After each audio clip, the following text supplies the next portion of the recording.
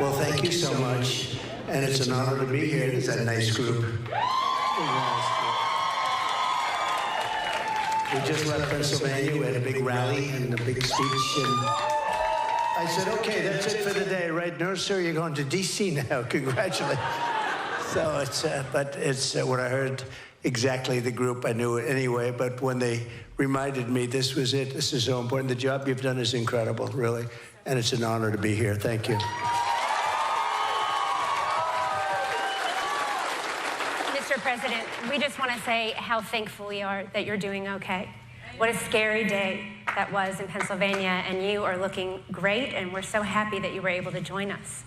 You and I were talking a little bit backstage, and you were sharing with me a lot of the concerns you have about the border and what you're seeing happen with illegal immigrants across the United States. And I thought I'd give you an opportunity to talk a little bit about that to start off. Sure, because you're talking about moms and you're talking about family, such a big factor for you, just about everything.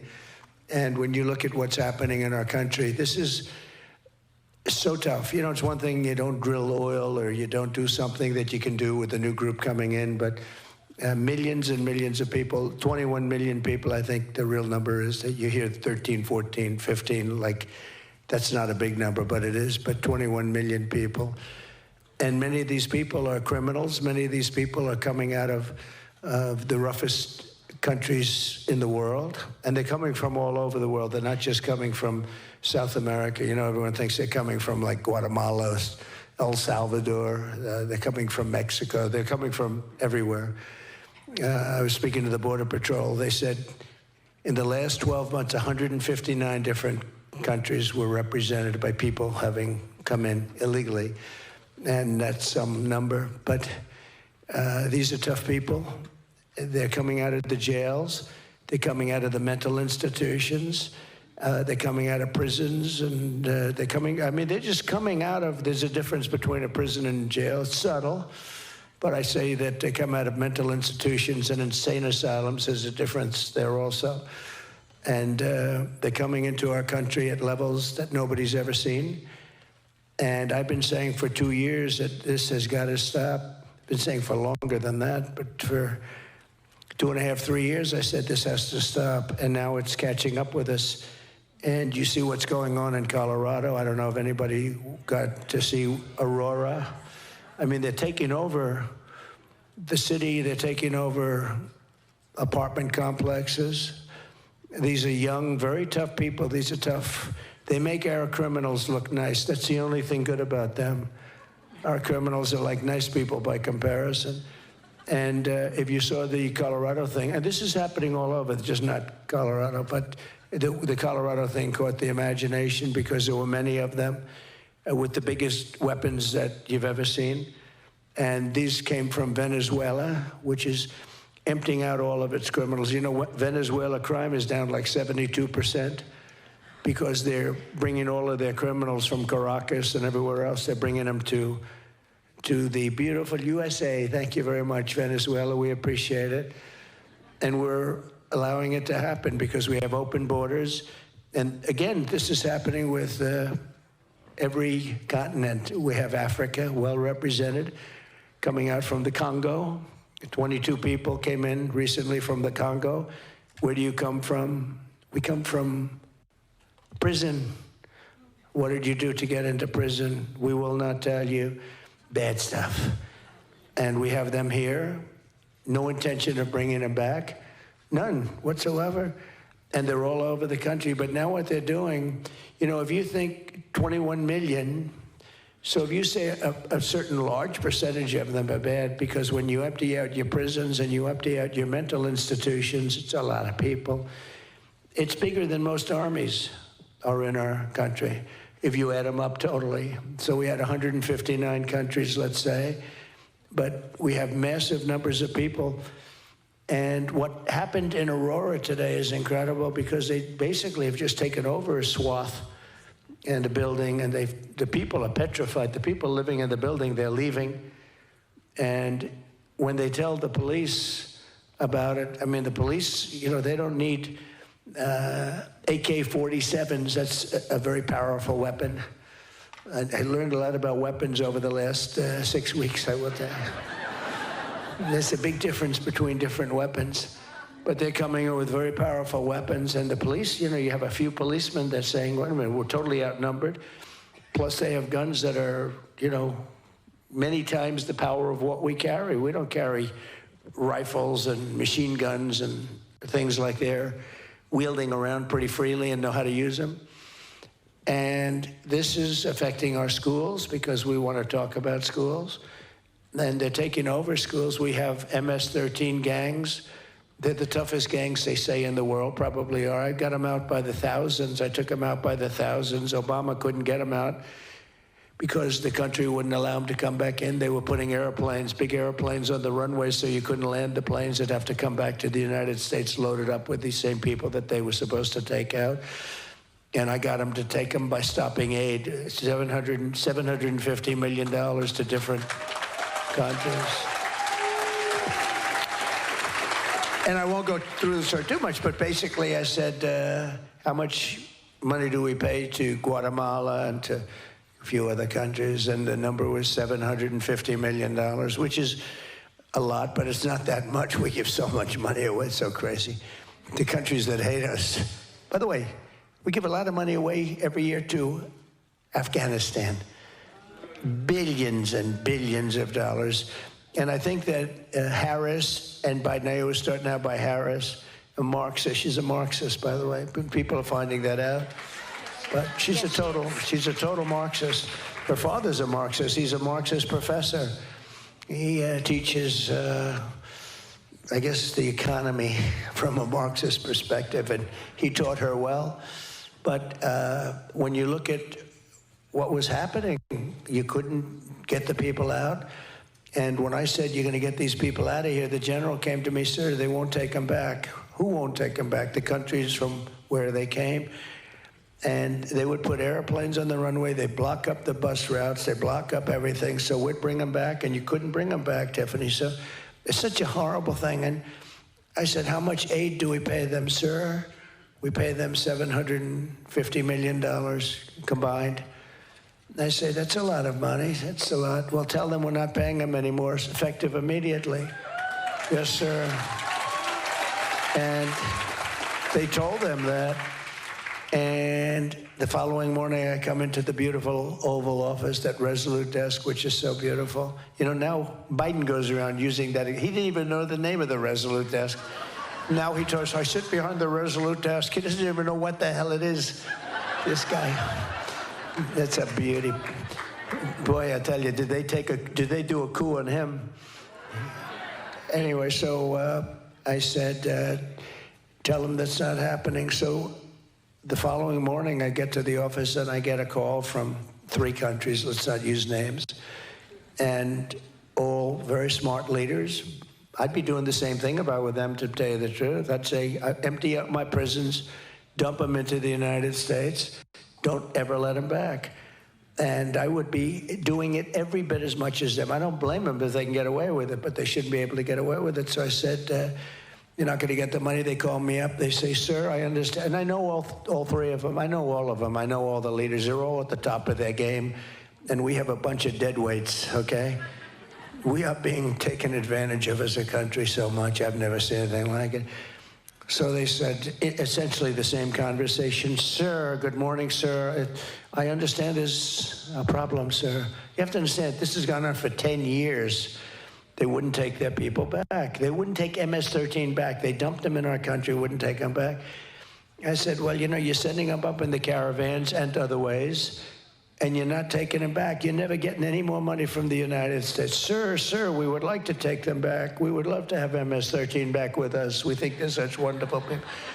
Anyway, they made it very easy for us to get them back, and we took them back by the thousands, and we took also a lot of others back.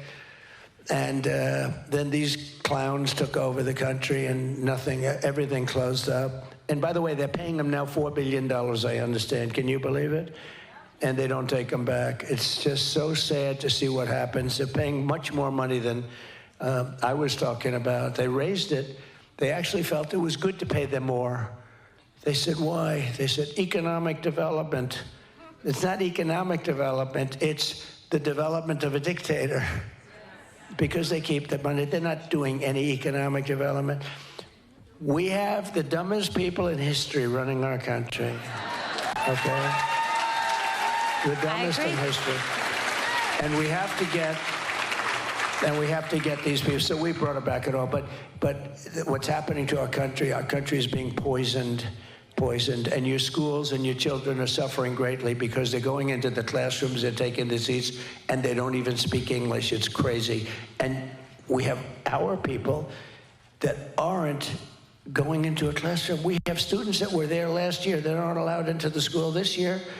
They're not allowed. It's crazy. We have our veterans sleeping on the streets, and we have illegal immigrants coming into our country living in luxury hotels above where the veterans are. It's so reverse of what it should be. So I know you love New York City. I'm from New York originally. My dad grew up in Brooklyn in Flatbush. Yeah, New York.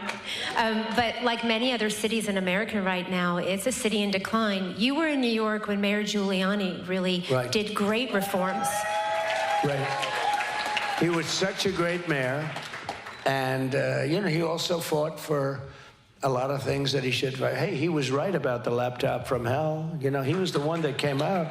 Rudy was right. Rudy was right about a lot of things. They have a hat. Trump was right about everything. But Rudy was right about a hell of a lot. He was right. He was the first one to see the laptop, I guess. And he revealed what was on there, and everyone hit him hard.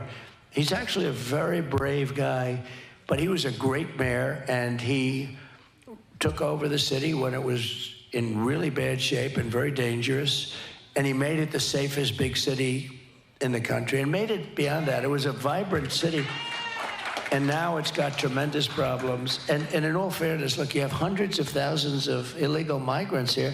How do you do it? You can't run it. I read where they're spending billions of dollars. I thought New York had no money, and yet they're spending billions of dollars of money, and it's not given by the federal government. So how are they doing this? The city is suffering, and they're all suffering. No city can take in, when you think that 21 million people came into our country, that's bigger than New York. 21 million people came into our country. No country can take that. Nobody can withstand that. It's going to bring us down. And in addition to that, many of these people are hard criminals. And we have to get them out, and we're going to have deportation at the highest level we've ever had. As a higher level, the highest deportation was a pretty moderate guy, but Dwight Eisenhower, he hated that our country was being swamped. And Dwight D. Eisenhower, president of the United States, a good president, good general. He won because he's a general. And, generals, by the way, I don't know, a little statistic. So of the presidents, 92% were politicians, and 8%, before me, 8% were generals. And then I came along. And I don't think any rich guy will ever do it. They're looking at Trump, they're saying, I don't know. They all wanted to do it. They said, if Trump can do it, I can do it, I can do it. But they see what you have to go through. They're saying, maybe I won't give it a shot. So let's talk a little bit about family, because we really feel at Moms for Liberty that family and parental rights are under attack in America. Yeah. All of America got to meet your granddaughter Kai at the Republican National Convention. It's very obvious that you love being a father and a grandfather. So I'd love to know why you choose and continue to choose to work with your children in business and politics. And do you have any advice for people with working with your kids? Well, I've always liked it. I don't know that I'll be doing it very much politically, because I think it's been very unfair to them. Like, Ivanka was she could have done anything. Great student, great, beautiful girl, beautiful everything. She was a perfect person, worked hard. She gave up. Do you remember the Ivanka line and all? I loved those shoes. Please tell your daughter. She made great shoes. She was making so much money with that thing. I was saying, what the hell is going on? It was so hot. And then I ran for politics. And the truth is, she wanted to come. She pretty much gave it up. It was really good. Great shoes, great everything. Very stylish, and a lot of people still talk about it. But she gave it up because she wanted to go and And she didn't want something like the United Nations secretary. I wanted her to do that. I said, you would be a great ambassador to the United Nations secretary.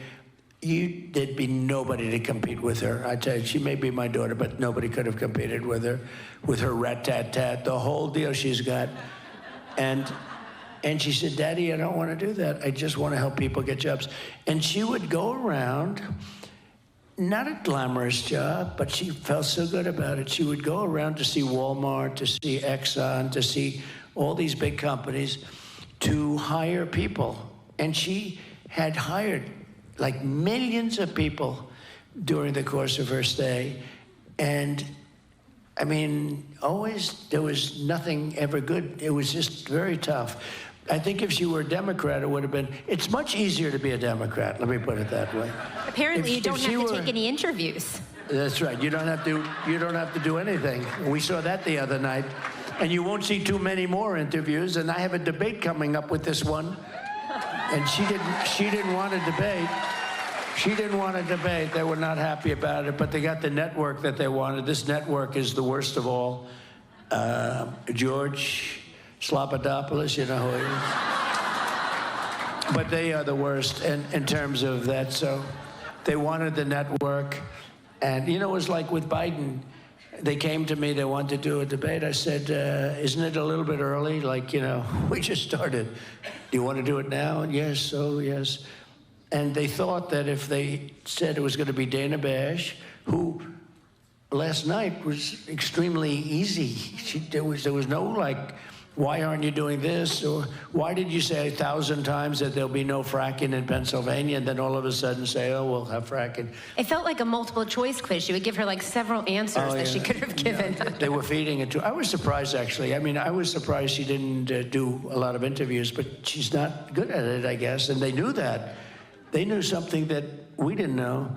I think she would have been better off if she just did interviews, even if they weren't great. It would have been better than, because now everyone's watching, and now we see she's defective. She's a defective person. And we don't need another defective person as president of the United States. We just had that.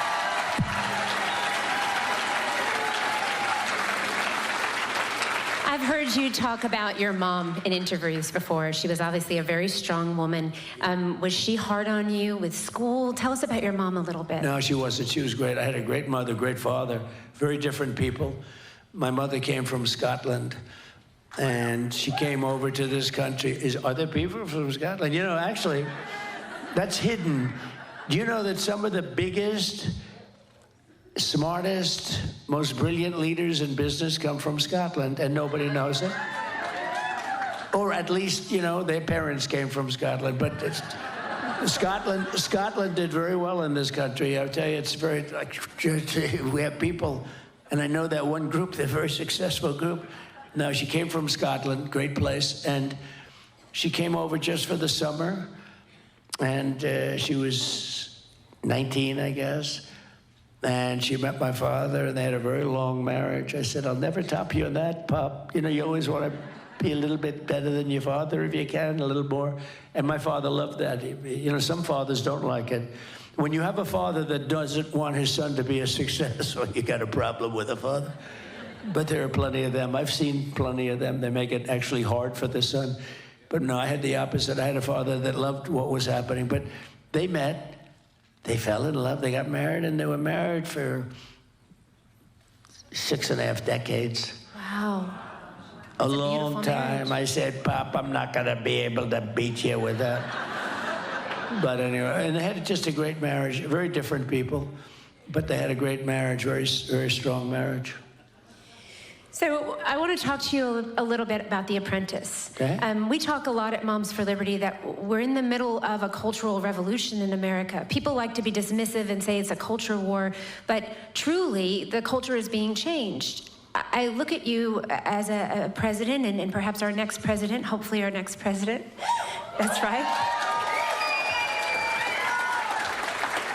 And you are a cultural icon. So you had The Apprentice. It ran for, am I right, is it 14 seasons? 14 seasons, 12 years, yeah. We had actually one season where it was on for 3 times during the season. That means they liked it. But it was basically 12 years and 14 seasons, yeah. How do you think you kept the audience that long? Well, it just worked. I mean, we had Mark Burnett is great, a producer. He did Survivor. And he came to me, and they rented the Woolman Rink. He wanted to rent it for the finale of Survivor. So it'd have like this jungle setting facing New York City, right in the middle of Central Park. It was gorgeous. It was beautiful. And he invited me. I didn't know him, but he was a young producer. He was the producer of the Survivor.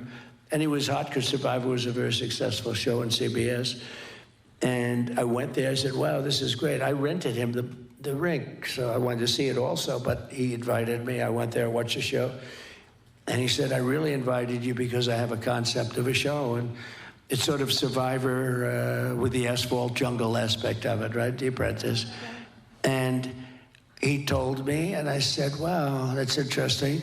He said, I'll only use you. There's nobody else I want to do it. If you don't do it, I'm not going to do it. So I thought about it. And I had an agent from a very big agency, and he said, don't do it, you don't do it. There's never been a business show in history that's been successful. Business shows are not successful in prime time. There's never been, I guess, a business show successful. I said, well, this isn't really a business show. This is sort of a different kind of a show than a business show. It's got a little business to it, but really it's more than a business show. He said, don't do it. He was a very respected guy, actually. He was a good guy, but he told me not to do it, don't do it. And then I made the deal with ABC, and the deal was done. And then Eisner, you remember Eisner, a previous guy a while ago, he's heard about the deal, and he broke the deal. He said, I can make a better deal than that, so let's make a better deal. And I got angry about it, and so did Mark Burnett.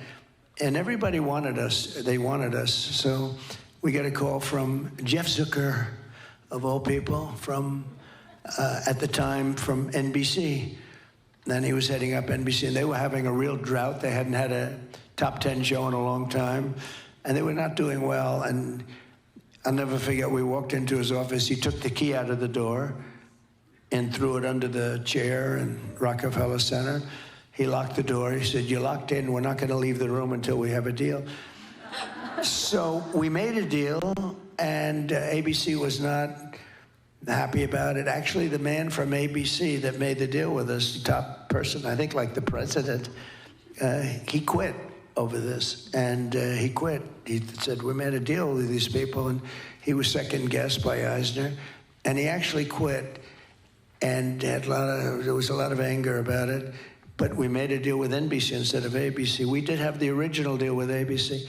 Anyway, it goes on television, and the first week it was like at number 10, which is very, very hard. And by the way, the agent told me, you've got to break the deal.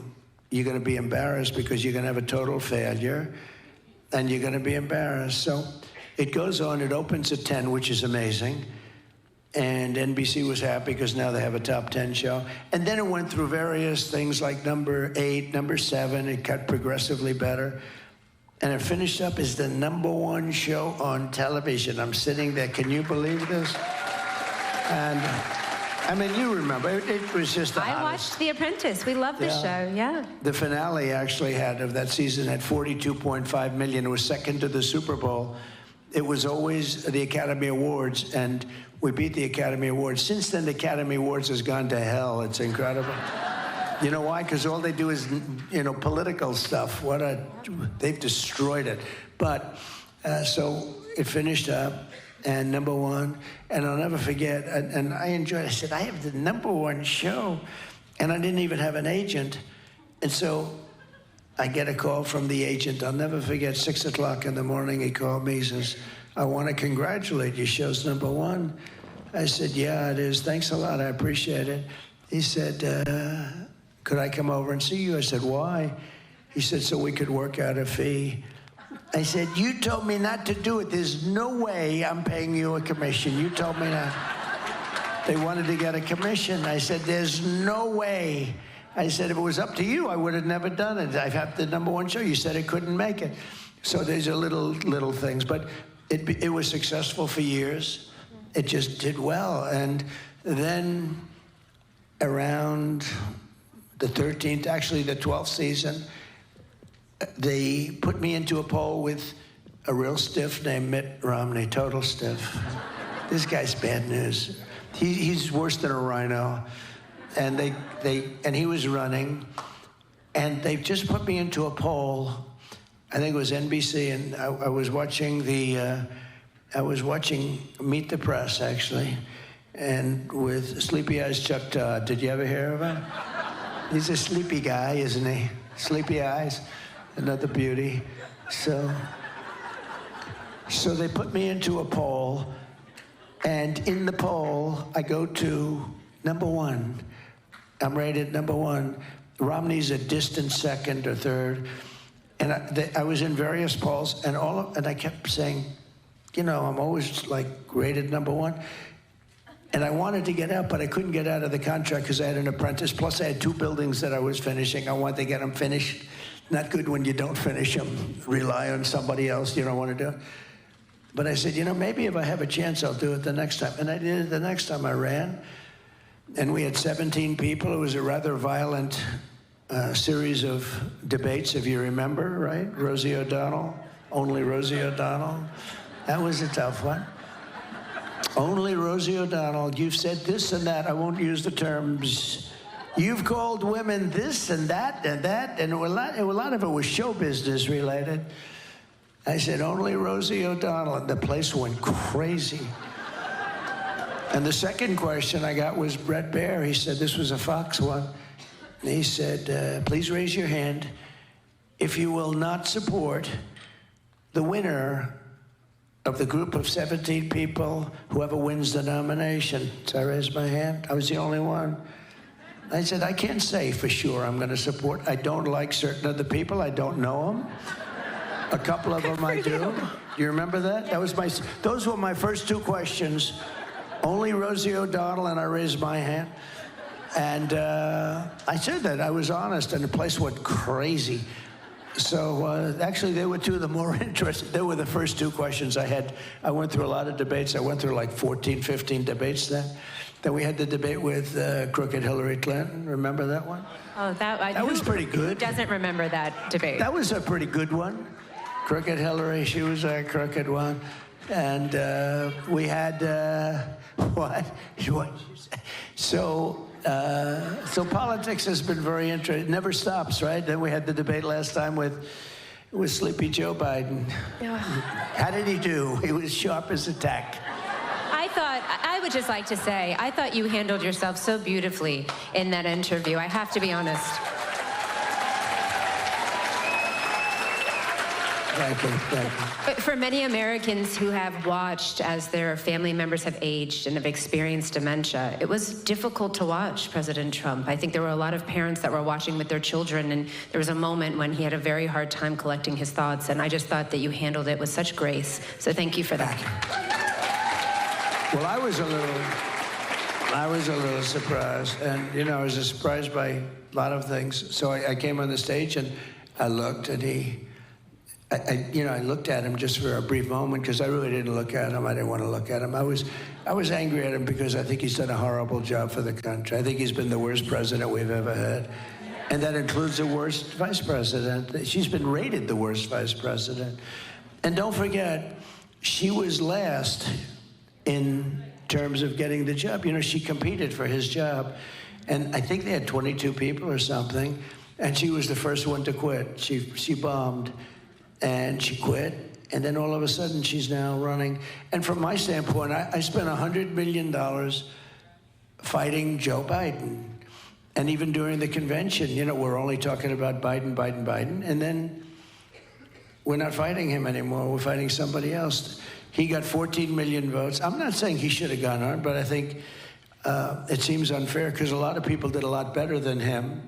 Like you had a person that came in second and third and fourth, and you know, Bernie Sanders actually essentially came in second place, I guess, right? And so you say, you know, why aren't you doing a democratic process? So, you know, I'll give them some of their stuff. They are a threat to democracy. They say that's right. They are a threat to democracy. So she was the nastiest person to him. You know? Remember, she called him a racist. The bus, you remember the story of the bus, Yeah. fake story probably. Well, she also said, I worked at McDonald's. It turned out she didn't work at McDonald's. Anybody see that? After an exhaustive study that took about 20 minutes, they found out she never worked there. So, there's a lot of fake stuff going on. But we don't need that for a president. And our country can't stand it. We are really in trouble. We're a failing nation, whether you like it or not. And I'm sure you don't like it. But we are a very sick nation. We're a failing nation. And on top of it, we have millions of people in here that we can't have them if they were great, but you're not going to have people where they're emptying the doors to jails and emptying the doors to mental institutions where seriously sick people are coming into our country. And no country can stand this. There's no country can stand it. So I was not happy with him because, I only did it because I want to help the country. I didn't need this. I had a very nice life. Some of you know, I see some of you in here, you've known me for a long time, long before politics. I had a nice life. But even running again, if I thought he was good and I thought he was doing a good job, I would have been happy. But he's not. He's doing a horrible job. And, he's been absent for a long time. If you go back 25 years, he wasn't the brightest bulb in the ceiling, I can tell you that. And he was not doing a job. And I've told this, and I mean it. I would have been happy if he were a great president, and I wouldn't have run. I also wouldn't have run if I didn't think I won the election. I think we won that election by so much. If I thought I lost that election, I absolutely would, I wouldn't have run because I would have lost the election. But I think we did phenomenally. Honestly, we got millions of more votes than we did in the first election. We did great in the first one, we won. And I was told we got 63 million votes in the first election. I was told if we get 63 million votes, same number, there's no way we can be defeated. I got 10 or 12 million votes more than that, more than anybody had ever got. We got the most votes of anybody, of any sitting president in history. And he beat us by a whisker. And it was a terrible thing. They used COVID to cheat, and it was a terrible thing. And then I watched, and I thought it was very, very sad because of, the election it brought great division to the country. But I watched, and I saw how bad things were. I saw the border, the open border and everything. I found out about the open border when we built hundreds of miles, and then we had a little bit more that I was going to add because there were certain areas that you needed it. And we had everything fabricated, very expensive wall. Those walls are expensive. They're steel, concrete, and rebar. And they have a lot of wiring in them for all sorts of security equipment. But it's very expensive stuff. It's exactly what Border Patrol wanted. They have anti-climb bars and everything on them. So we did them. It could have been erected in 3 weeks. And they kept saying, we're not going to do it. And then I realized they weren't going to do it. And they sold much of that wall for 5 cents on the dollar. So, that's when I realized they actually want open borders. Because you say to yourself, who would want open borders? Who would want men playing in women's sports? Just think of this stuff. No, but who would want that? All the things. Kamala Harris, apparently. Yeah. No, she wants it. You talk about like cars. I'm a big fan of Elon. Elon gave me tremendous endorsement. It's good, isn't it? He's gonna have to send a rocket up to get those people out of there. That's crazy. He's great. I said, when are you sending a rocket up? Well, Elon is a very different kind of a guy. As he thinks, he talks. Whereas a lot of people, they want the words to be perfect and all, and they think less and talk more, right? With Elon, it's like, well, I'm doing a new stainless steel hub that can get us around the engines much quicker because there's a problem with the type of engine going into space nowadays. And I'm hearing And, but in the end, I think we can have a good hookup because of the new foils that are coming up. Big. And I'm hearing everything that's going through his mind. But he's a super genius guy. Oh, I loved that conversation that you had on Twitter. I listened to the whole thing. I thought that was absolutely fantastic. I think we're going to do another one, too. They had a number, like I heard 750 million. They had a number that was so crazy and large. And we had a good time. We talked for 2.5 hours. And, it was the number one ever. There's never been anything like it in terms of people listening or watching or whatever. But he's a great guy. But I said to him, the one thing is that, and I'm a huge fan of his electric car. I think it's incredible, his car. I think what he does. And I'm a big fan of electric, but they don't go far. And they are expensive. And China does have the material. We have gasoline, more gasoline than anybody else has. I call it liquid gold. We have liquid gold. But, and electric absolutely has a place. You have electric, but you have to have gasoline-powered cars and hybrid-powered cars, and maybe hydrogen is going to be next, who knows? But, the things that they're proposing. It's interesting, I mentioned men playing in women's sports. So the Olympics, we watched the Olympics, right? And did you see the boxing situation, right? Yes, sir, we did. So you had this beautiful champion Italian female boxer, and she was supposed to be very good against women. And I was watching it for some reason. I find it very interesting. And she was fighting a person that transitioned. And I wouldn't want to fight this person, but transitioned and met certain qualifications. So can we talk about that for a second? Yeah. Because Elon, you're talking about Elon Musk. Elon Musk recently did an interview with Jordan Peterson, and he talked about the fact that one of his children has decided that they're transgender. He talked about the woke mind virus. When you look at Tim Walz, who is now Kamala Harris's running partner, he has made his state a sanctuary city, sir, which means that a sanctuary state, for children, that they can go there and have gender surgeries paid for by the government.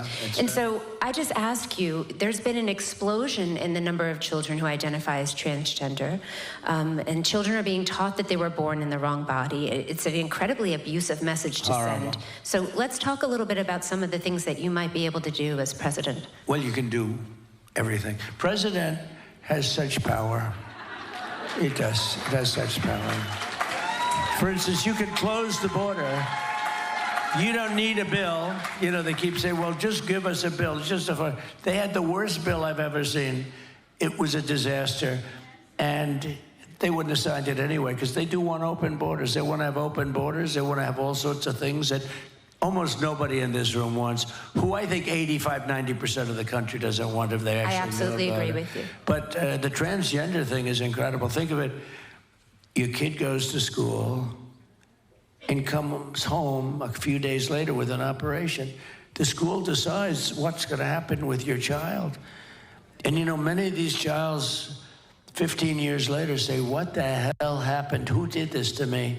They say, who did this to me? It's incredible. Just to finish that boxing, so the Italian girl is, and the left is not a hard punch for those of you not into pugilistic affairs. But a left is just sort of a guarding punch, right? So she's fighting this person that transgendered, and the guy, boom, hits her with the left. It was like she got hit by a horse. And then she backed up, and it was weird. She sort of like, and then he hits her with another left, and she said, that's enough, I can't take that. He ended up winning the gold medal. And there was another one who also transgendered, and he or she ended up also winning the gold medal. Yeah. Tiffany said it, I didn't. See, I'm a politician. I have to be politically correct. I'm a mom. I have to protect my kids. No, but think of it. So the two people, the transgender, the whole thing is crazy.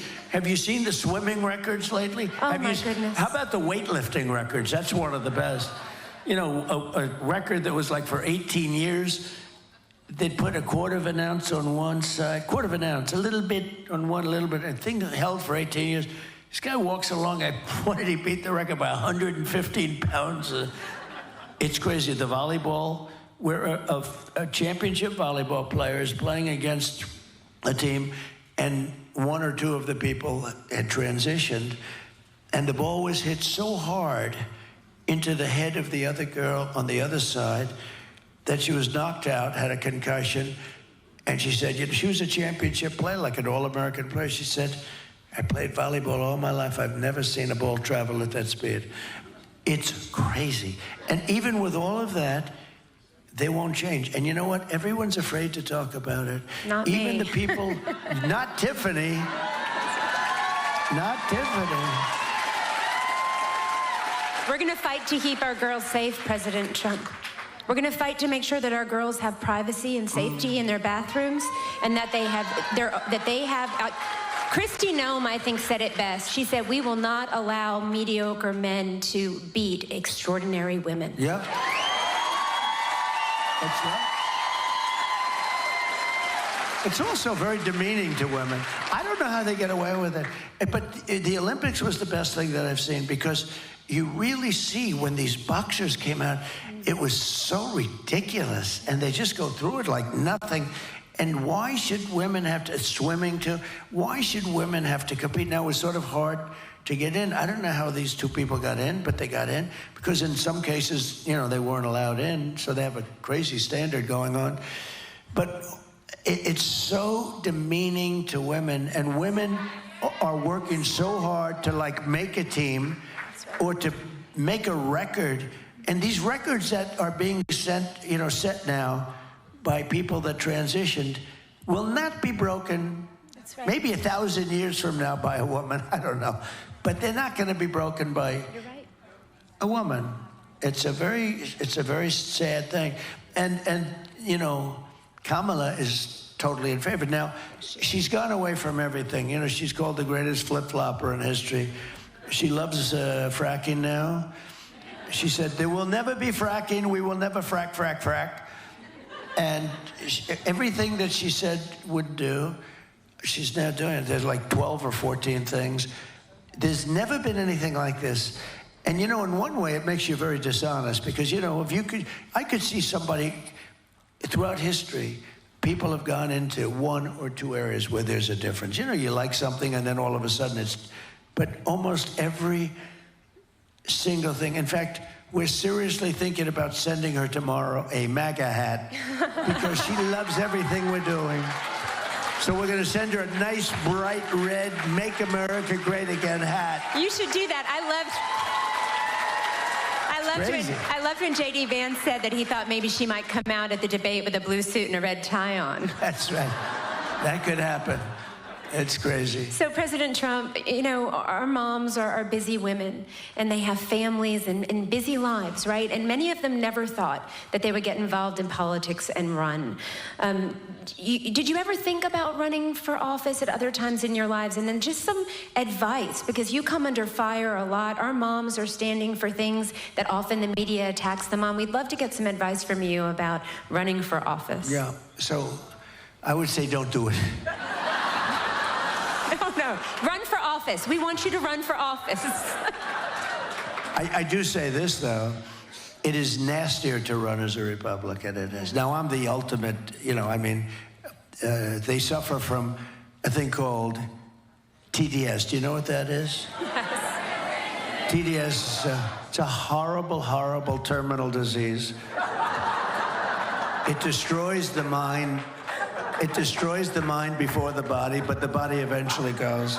TDS is Trump derangement syndrome. They have it at levels. They can't even stand their life. They can't stand anything. And, part of the reason is I won an election which everybody said couldn't be won. Couldn't be won for a lot of reasons. Number one, he had never done it before. It's not that easy to be a politician. You have to have something. And we won. And we really did a great job. You know, we rebuilt the military. We gave the largest tax cuts ever, the largest regulation cuts. In terms of health, we did something that was amazing. We had right to try. You know, we have the greatest scientists in the world, greatest doctors in the world, greatest laboratories in the world, better than anybody else, much better than China. China's very good, but much better. Acknowledged.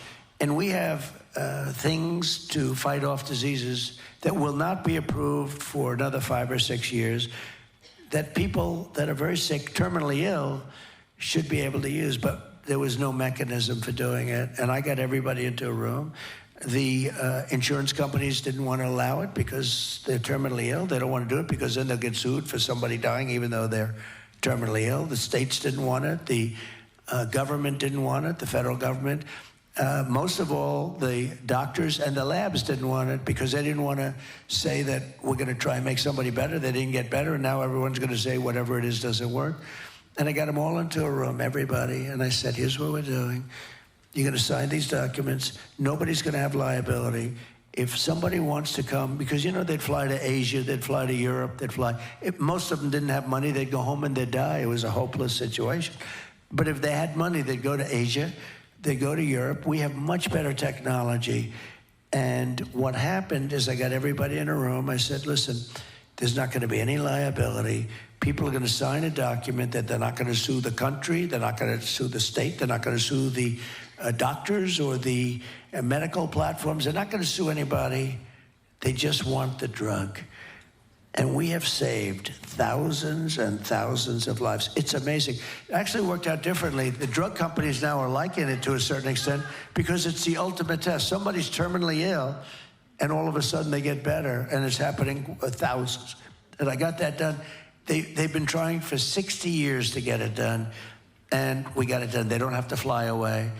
And it's really had the reverse. People were finding cures to things that when a terminally ill person, a person that's almost ready to die, goes in and starts taking something, and now all of a sudden that person gets better. It's an amazing thing, and we save thousands of lives. So we've done a lot of things. We'll talk about parental rights if we could for a little bit. We're a parental rights organization. And we saw Terry McAuliffe lose his bid for governor in Virginia. Remember that? Yeah. I actually do remember. And he said famously that he didn't think that parents should be making decisions about what their children were learning in school. And we believe that every parent has a fundamental right to direct the upbringing of their children, right? And that includes their education. So what do you plan to do at the federal level to help us to protect parental rights and education freedom like school choice? Okay, so I like to say that we're the party of common sense. I mean, we're conservative and all of that. But walls are common sense, right?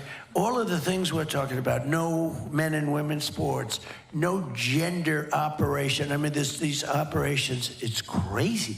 You know, I don't know if you know, Europe has gone totally away from it now. Yes, sir. We're way behind them. They don't do it anymore. And this is just horrible. But who could even believe this is happening? So think of it. You have these parents that end up in fistfights at school meetings, and the parents mean well. They end up getting arrested, put in prison. I've seen things, especially Loudoun County, right? Loudoun County, it's a hotbed. Anybody from Loudoun? You know, I have the property. I have the big, great golf course there, right on the. I offered. You had the head of one of your groups that was very impressive to me. And I said, anytime you want to use my land along the Potomac River, right under the American flag, I mean, I have sort of an unlimited capacity there. It's a lot of acres, and it's miles along the Potomac. It's truly beautiful, but you know, I'm for parental rights all the way. I don't even understand the concept of not being. Thank you. No, but when you see some of the things... Neither do we. When you see some of the things, that's another, you know, like, why would somebody want to have an open war? When you see some of the things that they want people to do in these school boards, and they become like dictatorships, and the parents are screaming for the life of their child, a lot having to do with transgender, a lot having to do with a lot of other things. You've got to give the parents truly love the kids, okay? Some of these people on the boards, I think they don't like the kids very much, what they're doing. So you have to give the rights back to the parents. And I can't imagine it. Well, okay, this administration has been the opposite. This administration, it's like the FBI goes after the people. That like it's some kind of an insurrection. It's Yes, sir. crazy. They called us domestic terrorists, President Trump, Can for you believe speaking it? out at school board meetings Well, defending we'll our change children. that on the first day, I promise you.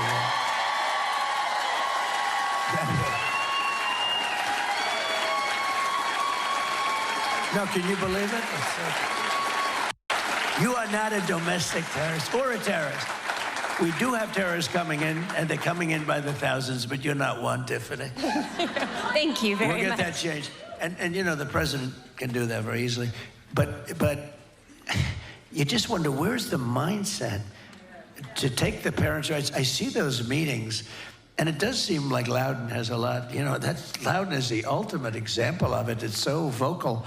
But tell the people in Loudoun County, if you would like to be on the Potomac River, beautiful, having a picnic and talking about taking your rights back, where you're allowed to say, could my son study a little bit of arithmetic instead of something else that Could we teach the kids to that he read? should? That's correct. That's right. Yeah, let's teach him how to read, please.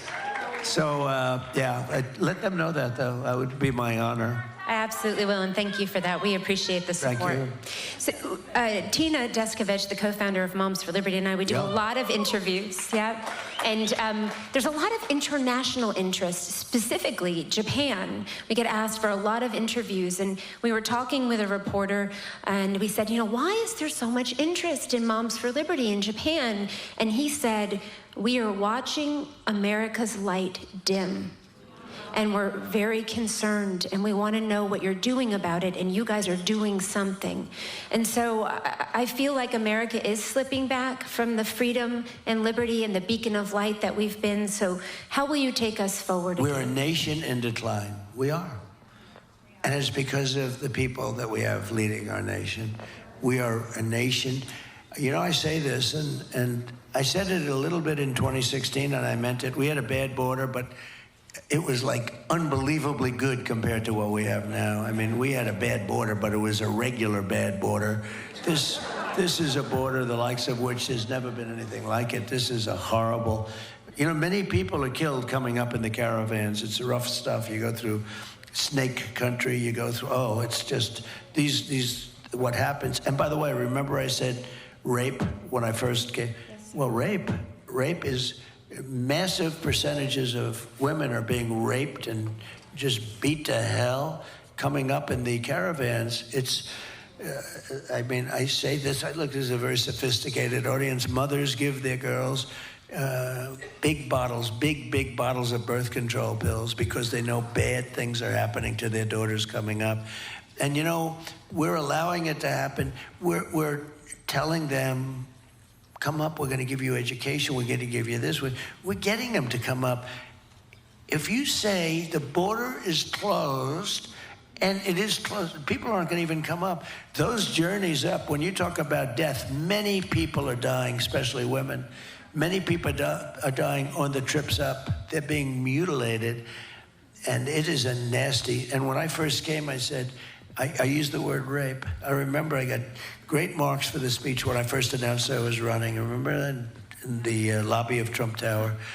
And 2 days later, I think the Times called, did you say rape? I got great marks. They said it was a great speech. And then they said, did he say rape? And I said, yeah, I said rape. That's what's happening.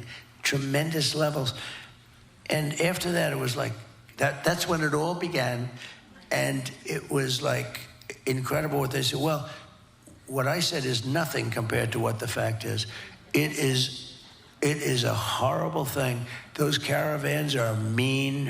And you know, you have people, 10 to 20, 25,000 people coming up in these massive caravans. And there's tremendous death and injury and problems that nobody would even believe. And we're causing this. But I did mention that word, and now everyone's saying, you know, Trump was right. Trump was right. but you have to go through hell, and you have to say it. And, you know, I respect you so much because you speak up. Like you said, no, we're all for that, right? Very few people would say what Tiffany said a couple of moments ago about something that was a little bit controversial, that shouldn't be controversial at all, but they just wouldn't do it. So when you said that, I said, that's refreshing to hear. Thank you.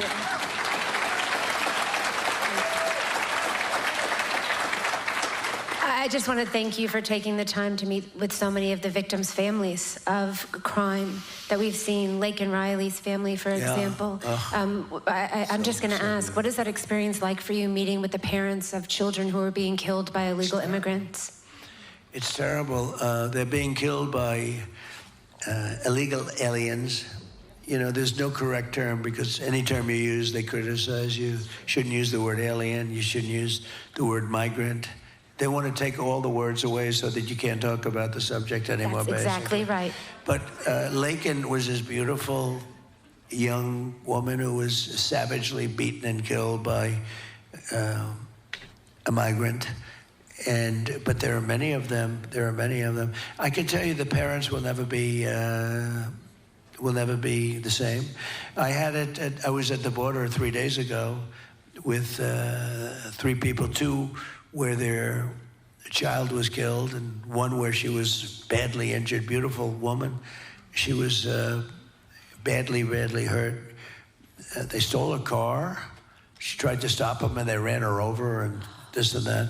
She was, you know, thought she was going to be dead, but she had a terrible fracture of the head.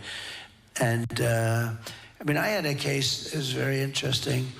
The 13 people that were killed in Afghanistan, you all know about that.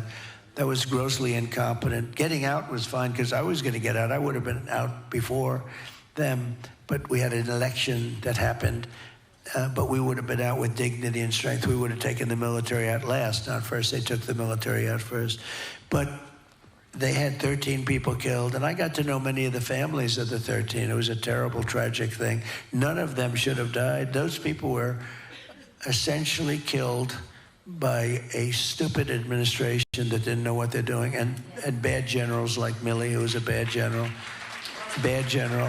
And, you know, nobody was fired. It was the most incompetent. I think it's the most embarrassing moment in the history of our country, the way it happened. You know, remember the planes taking off and people falling off the planes.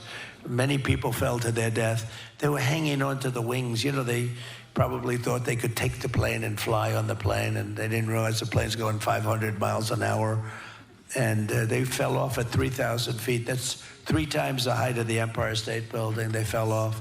They started falling off, and then they all were off. And a lot of people, but it was a horrible, horrible moment. But you had 13 people killed, many people badly injured, meaning no legs. We had 1, no arm, no legs, and the arm that was left was battered.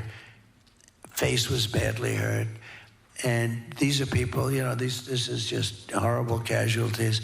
But I got to know the people. I felt very badly, and they viewed me as their president, frankly. And I don't want to do anything about it. I don't want to say that, but they viewed me.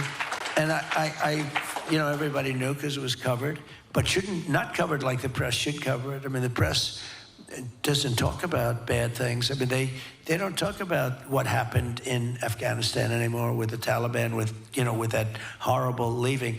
It wasn't the leaving. It was great to leave because, you know, they were there for like 20 years and we were leaving, but we were going to keep Bagram, which is one of the biggest Air Force bases in the world.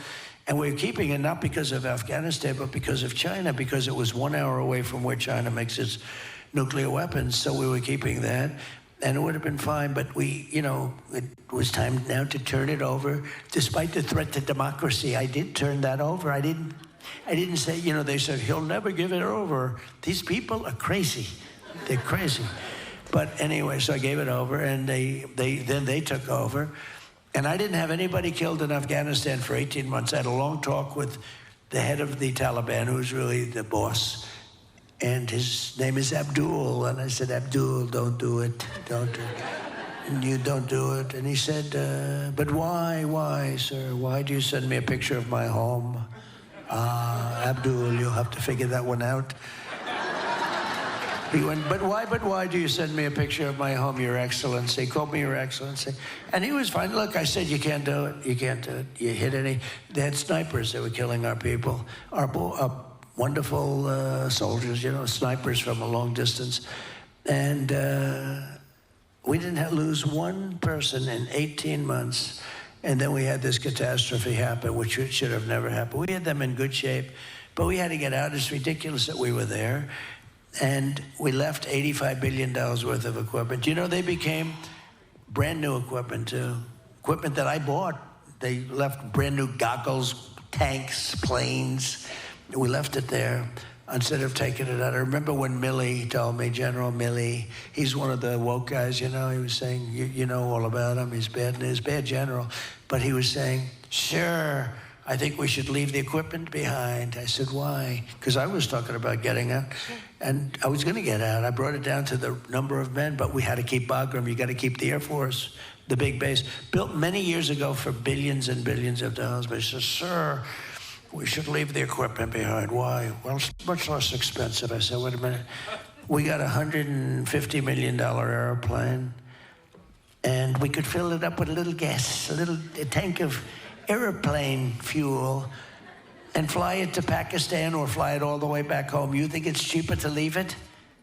And it's a new plane? You think it's cheaper? You think it's cheaper to leave Army tanks where we could put them on a trailer and take? Yes, sir, it's cheaper. I said, this guy is really bad. It's true. And that's when I lost total respect for the guy. I didn't have a lot because, you know, you never got good news. I want people where there's good news, you know? Like the general I used to knock out I knocked out 100% of ISIS. It was supposed to take 5 years. It took about 4 weeks, right? We have a great military. I'll tell you, I had a great general in charge of that, and he knocked the hell out of him. He said, sir, I can do it in about 4 weeks. They said, why didn't they do it before? Sir, they didn't want to really fight. They wanted to be politically correct, sir. But it was amazing. We have, I just say to this room, we have a great military. And our real military is not going to be woke. You couldn't convince them to be woke if you screamed at them all day for the next 10 years.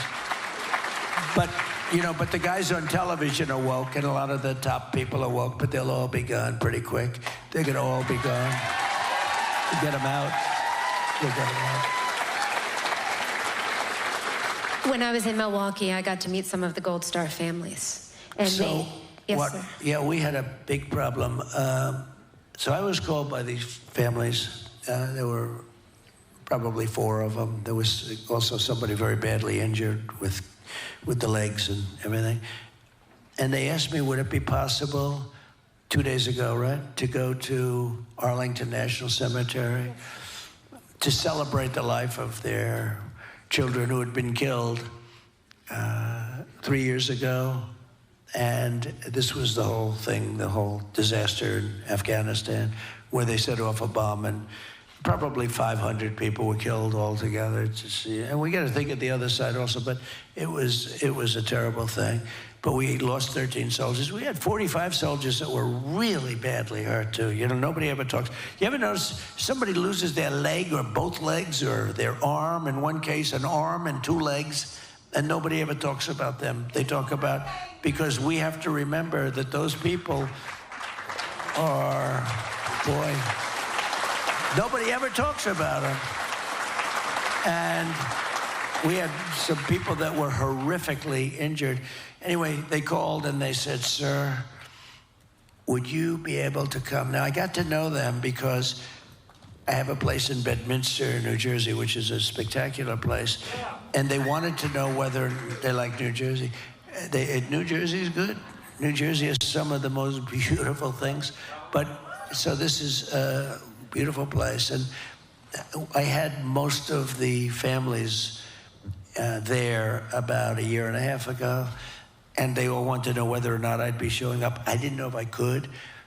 And when I heard they were there, I went out and I saw them. And they thought I was going to stay for 5 minutes or 10 minutes, shake everyone's hand and leave. I ended up staying with them like for 4.5 hours. We listened to music up with the members. We have this beautiful deck overlooking everything. and you're looking at the sky, great food, a very luxurious place. I mean, it's beautiful. And we had, I don't know, like 20, 25 people, you know, members of the family of these 13 people, of most of the 13. And we ended up listening to music, Elvis and Elton John and everybody. And certain songs were very sad, and I'd point to the sky. I said, your son is looking down at you, and he's very proud. Oh, the people, it was like crazy. I was with him like for 4.5 hours.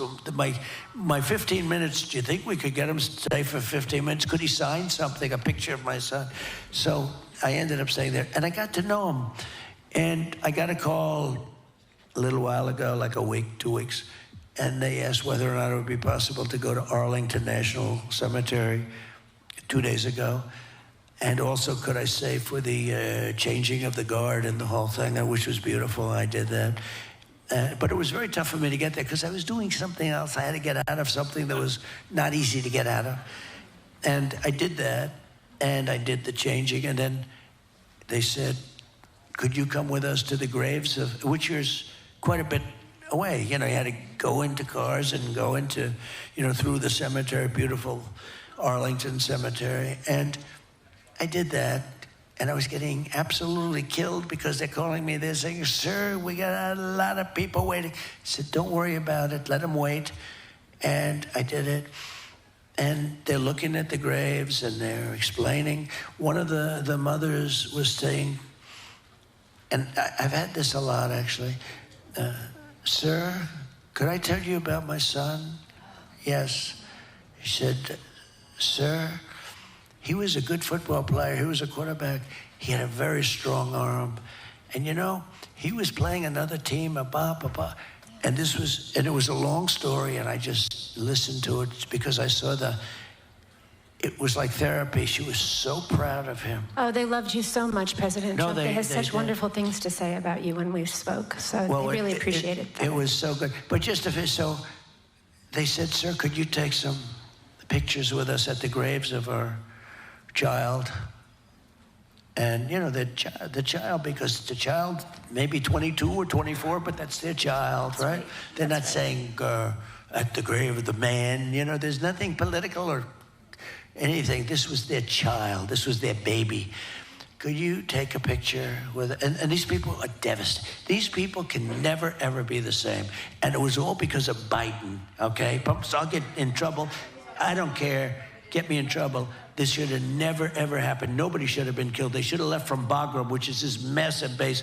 They shouldn't have left from this little local airport where the whole city ends up piling in and everyone went crazy. And by the way, they shouldn't have taken the military out first. They should have taken the military out last when everything was gone. They took the military out, and I could just imagine Abdul, who's smart as hell. Somebody went to Abdul and they said, Abdul, the American soldiers have left. He said, you're a stupid man to say that. Of course that didn't happen. No, Abdul, they've left. I could just see it, the conversation.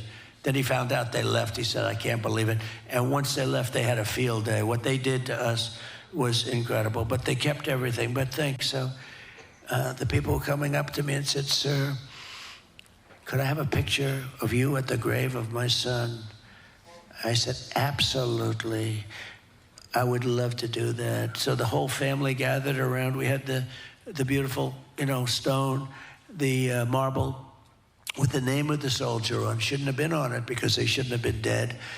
And we took pictures at the different grave sites. And that was it. It was beautiful. And they were all crying. Everybody was crying. You know, it was very sad. They're terrible. It's even worse when there was no reason for it to happen. You know, it makes it even worse. It's one thing, it's a war. But here's the thing, it shouldn't have happened. Just incompetent. It was the most embarrassing day in the history of our country, but it shouldn't have happened. And these kids shouldn't have been dead. And the 45 people that were so badly hurt, and frankly, the 300 people, mostly civilians from the other side, they shouldn't have been dead. Just a grossly incompetent group of people. So, thank you for respecting our dead, Mr. President. Thank you very much. Thank you. Just to finish, so thank you very much. Appreciate it. So, but just to finish. So I took pictures. I said to people, should I tell this story? I told this story once today. I said, should I tell it? Because I think it's a terrible thing. So I stood with the mothers, the fathers, sometimes both, sometimes a sister. There was a sister, beautiful sister, who also had some difficulty because of a war injury. But I stood with different people over different graves and took pictures. I didn't want to take pictures, but I wanted to take them if they wanted to take them. And the former president of the United States is with them. They're very happy about that, as happy as they can be, because they'll never be happy. And I took pictures, and that was it. And I left, and we said goodbye, and it was beautiful, actually. And then I get a call that night, sir, we're getting a complaint from the White House that you used the soldiers for publicity pictures and for public relations. And I said, I can't believe it. And I said, I can't believe it. So here's a guy that he killed those people, okay? These people were killed by Biden as far as I'm concerned. And then I get a call, and I'm taking pictures. These are pictures with parents, etc., sisters, brothers, people that are laying in the ground right there, shouldn't be dead. And I get a call, and I actually got a lot of bad publicity. They said, President Trump spent time at Arlington National Cemetery taking pictures and things. It's just so disgusting. And I'll tell you, if you haven't noticed, I get a lot of publicity. I don't need that publicity. I don't need that publicity. I get a lot. I get too much. I'd like to have half the publicity. I want to hire a PR person to get me half the publicity, all right? But That's not normally what you hire PR people for. But I'm sure you could find someone. I just thought it was such a terrible thing. So I just want to tell you, I think it meant an incredible amount to them. I know it did. They've spoken about it. And thank you for loving the American people. Thank you for working to make America great again. Thank you very much. Thank you. So we thank you for your time today, spending time with us. I want to tell you, Moms for Liberty is a nonpartisan, nonprofit organization. Yeah. And we only endorse in school board races. But I want to tell you personally, sir, that I endorse you for President of the United States. Thank you, Tiffany. That's very nice. Wow. I didn't even expect that. Thank you, Tiffany. Thank you.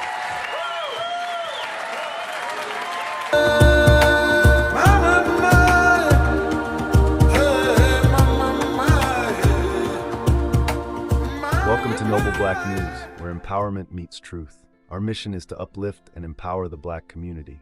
We stand for truth, integrity, and representation.